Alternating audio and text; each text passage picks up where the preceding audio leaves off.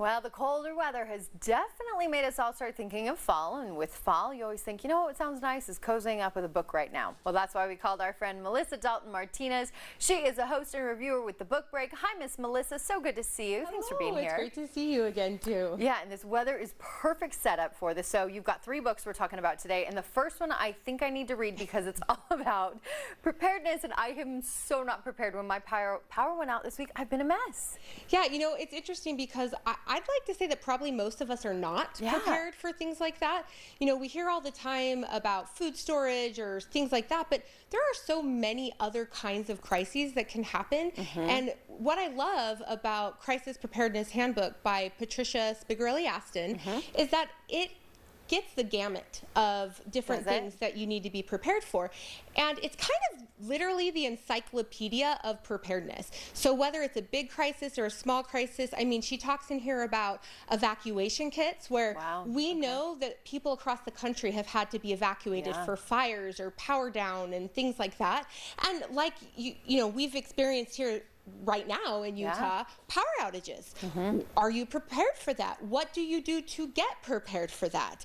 And I love it because it's got checklists, it's got worksheets, it's got all kinds of tools in there that you can use to start now without being totally overwhelmed. Like, oh my heavens, I can't do all 460 pages of this today. But that's okay. You can start where you are and go from there. I like it. And do you know what? I've realized this week how helpless and pathetic I am. So I will absolutely read this book. All right, so let's move on to book number 2. It's a kid's book, and for what, like 8 and up? Yeah, for 8 and up. And I say, you know, if you're a parent, you want to read these with your kids, you can go a little bit younger, but starting around 8 years old, they can go up. It's called The Wish and the Peacock by Wendy S. Swore. And the reason why I love this book is because it is kind of a different kind of kids book that's really interesting and fun. So Paige is a 12-year-old that lives on a farm, and she finds out that her mom is going to sell the family farm. So her and her brother and a couple friends come up with plots to dissuade people from wanting to buy it. So kind of think of like Home Alone type tricks, right? We've got attack grasshoppers and jars of spiders and all kinds of little zany things. So it's really fun. And Wendy also did in this book some really good topics about how sometimes hard things happen in our lives, but how can we talk about those with our kids? So I loved it. I like it. And I mean, it's so beautiful. That cover was just, I love it. All right, and last but not least, let's talk about the novel, and this one's a true story. Yes, The Paper Daughters of Chinatown is by Heather B. Moore, and this is a historical novel.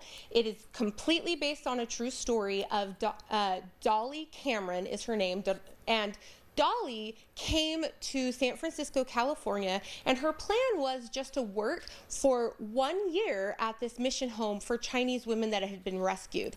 Now, these Chinese women were brought to the United States under false pretenses and forced into slavery.